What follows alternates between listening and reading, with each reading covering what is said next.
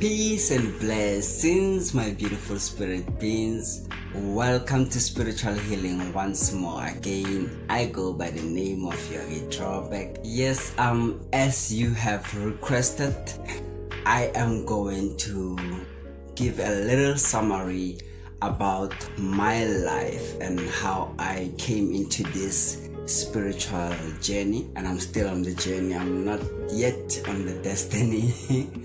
But from my childhood, I've always had questions about religion, questions about spirituality, and questions about who is God and how did God came into being. And as a young man, you would ask such questions, like ask your moms and your pops and all that. But these are very, very, very difficult questions for our parents, because them too, they never asked such questions before. So they've been told that you are not allowed to ask such questions about who is God, where does God come from, how did he come to being, So it was blasphemous to ask such questions, and we were not allowed to do that, because when you ask such questions, to them it appears as if you've been possessed by some evil spirit. And it was hard for me, because I used to ask myself these questions, and I was like, man, who's gonna tell me the answers to these questions? Anyway, it was that kind of a challenge for me, but I grew up, and yes, I came into this being that you see right now before the camera.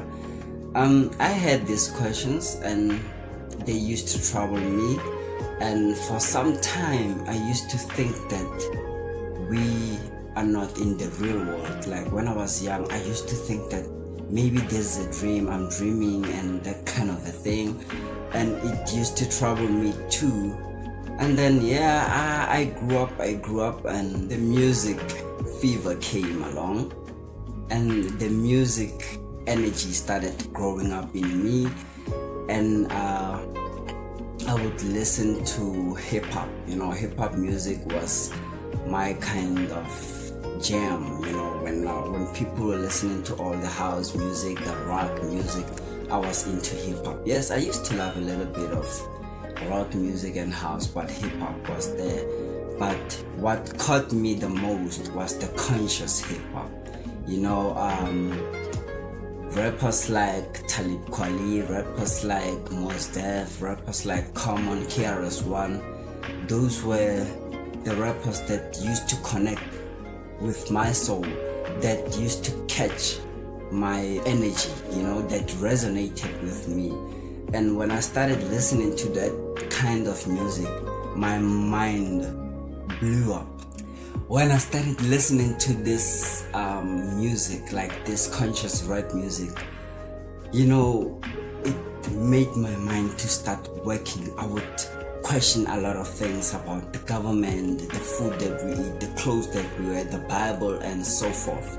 So I had a friend of mine, he used to go by the name Venomous Lips. I don't know if he still calls himself that, but he came to me and he recognized that consciousness within me, the dreadlocks, the turbans. Sometimes he would hear me playing those KRS-One music, playing those Common, and sometimes would play Neo Soul like Erykah Badu, Jill Scott, India Arie, and he knew that, this guy, I think he can connect with me.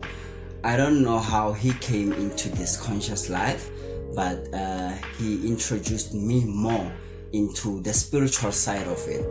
And I remember when we used to read the Bible, we would go into the book of Revelations, and we read about the 666, the beast, the coming of the Christ consciousness as we know it right now. So I went through that and I got deeper into it, and I found some information about the Essene Nazarene. And you know, the Nazarite vow, I found that there's a Nazarite vow in the Bible, and I asked myself, what is this Nazarite vow?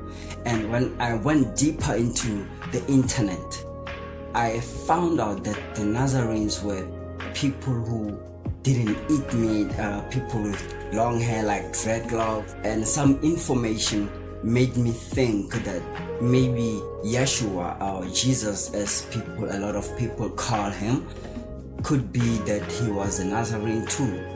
Yes, and not a Nazarene in a way that because he was from Nazareth. No, he was a Nazarene as a vow. He took a special vow, a special commitment to himself. Yeshua, Jesus, when I read his stories and his teachings, he sounded more to me like a hippie, you know, because he was a bit different from how you would read in the Bible, how the Jews, the Sadducees, the Pharisees, and all of those people in the Bible, how they viewed the Bible, how they had a view about God, how they had a view about spiritual life. But Yeshua was a bit different from them. The way he preached, the way he taught, the way he was not so attached to the laws or the church building or even the clothes, the way he was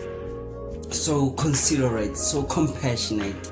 And I was like, you know, this guy is so different to me, and I resonated with that. But when I went to the church, they were preaching something different to me, so I had to go outside and research. But there was something that told me that I need more. I need something that can really connect with my soul, that can really free me from what is it that I'm feeling inside.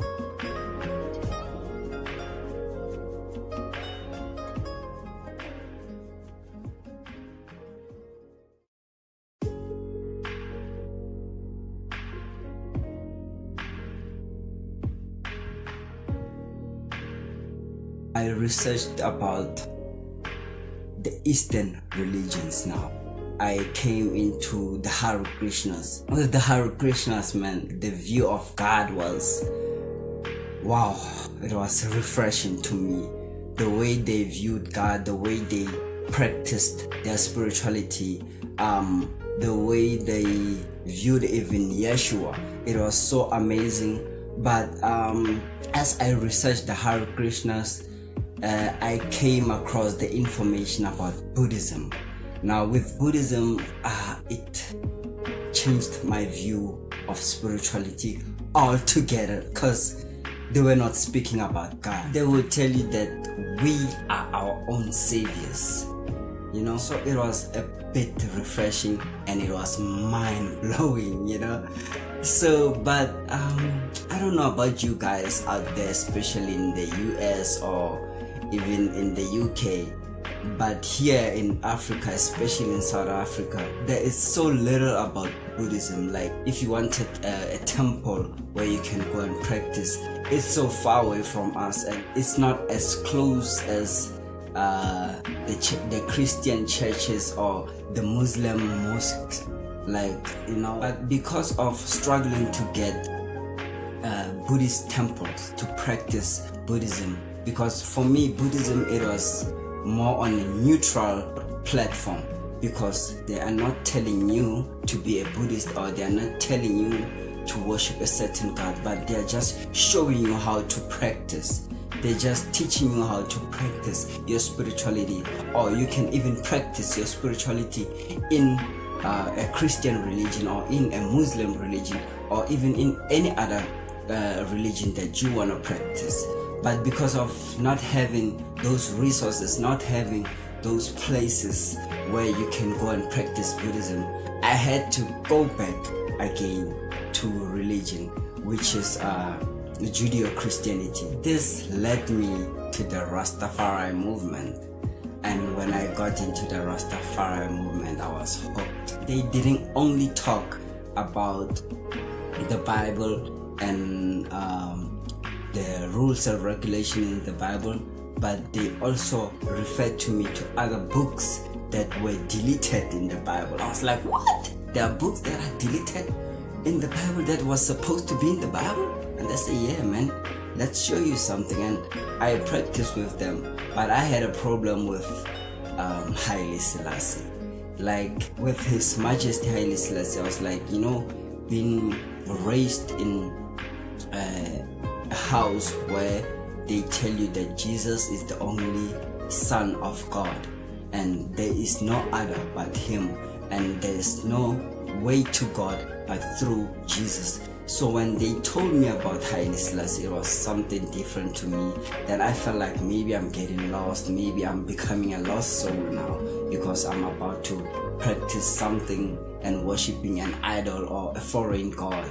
But I don't know, man, that it came a day when I read the Bible for myself and it made sense to me that, you know what, if Yeshua was here as a man and He can come again as a man, or that Christ consciousness energy can come again, why shouldn't it come as Haile Selassie? Why shouldn't it come as me? Why shouldn't it come as my friend or my sister or anyone else? So after that, I went back and I did more research on the Nazarenes, and I found out that the way they see God, the way they see spirituality is actually different from how the Bible has been written. Then I found the Holy Megillah, and I found the Gnostic Gospels, and when I read those books, it changed. It really changed for me. So from the Nazarenes,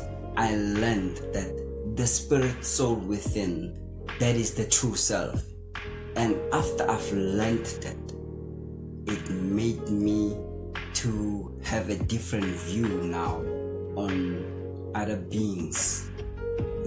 I started respecting their life. I started to now see them as my family, as my soul family. So growing into this spirituality as a seeker, I went back again into Buddhism, and now I found the information that I needed for myself. I started really practicing meditation, practicing yoga, and it helped me now to connect with my higher self, So with that information, it made me realize that God is a spirit, God is everything, the good and the bad, there is God. I got much information about our spirituality here in Africa, and it opened my eyes, it opened my spiritual eye, I found the information that Kemet is the source of almost every spirituality here on earth.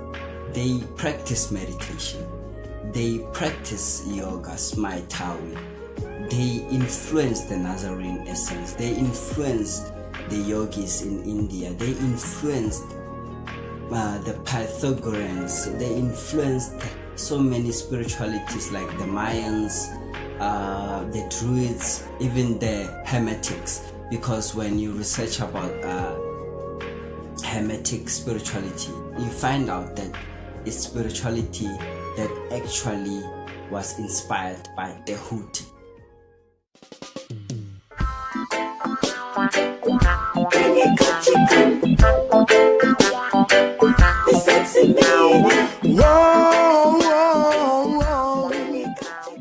Excuse me while I light my spirit.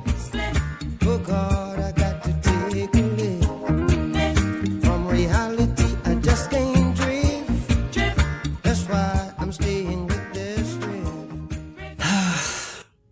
So, not relying in one religion or in one spirituality has changed my life, I became more broader in the mind, like in resolving even problems or challenges in my life, or not relying on an outside source to be happy, you know. And I'm not saying I'm always happy or I'm the happiest person in the universe. Yes, I do get sad, I do get angry. It's part of us. It's part of this body that we are inside in this moment, you know. But as much as we know that being angry, being sad, it's a negative emotion, you know, it's a negative energy related emotion. We shouldn't strive to change it or strive to conquer it. We should just observe it, you know, and see every emotion as it passes by and just be, you know. And in order to do that is with meditation. And when you meditate, you just still your mind, you just observe every energy that comes through, and you're able to see that which one resonates with you, which one is good for you, which one will bring better results in the future, you know, good karma, you know. And tune into a frequency that is God conscious, you know, a frequency of love, a frequency of positive energy. And when I now feel that energy, I feel that my life is complete, you know, it completes me. So I'm not saying that I have reached the ultimate, I'm not saying that I'm enlightened. I'm still on the journey and I still have a long way to go, but I'm just saying that I'm enjoying the journey. So enjoying this journey, it's what I chose that my life would be. Because if you are so focused in being enlightened or reaching nirvana, you are actually being attached to nirvana, and you shouldn't be attached to achieving nirvana, but enjoy this journey, enjoy the moment, and just be without having those attachments, just accepting every situation, accepting every step, that there will be good steps and there will be bad steps in life. You know, there will be good moments and there will be bad moments. There will be happy moments and there will be sad moments. And when you enjoy life in that way, you do see the completeness of who God is. The Tao, you know, the yin and yang, both sides just coexisting together. So I found that this new age life is more of something that makes you free, but something that actually helps you as well to realize that life is about karma. Life is about the energy that you give out is the energy that will come in, the energy that you will receive, you know. So if you give out positive energy, you will receive that positive energy back, and even 10 times more. So it's wonderful to just live life going with the flow of positive energy, but not being so limited or not being so bottled up and having so many boundaries that, oh, I can only do this. But when you live freely, positively, and knowing that you are governed by karma, you will be a free being, a being that will be able to experience life in a broader sense, a being that doesn't take that much effort into reaching nirvana, because you are not so attached into reaching that nirvana, but you are just living your life, enjoying the journey to nirvana, and just enjoying that journey. That is what will help us reach nirvana.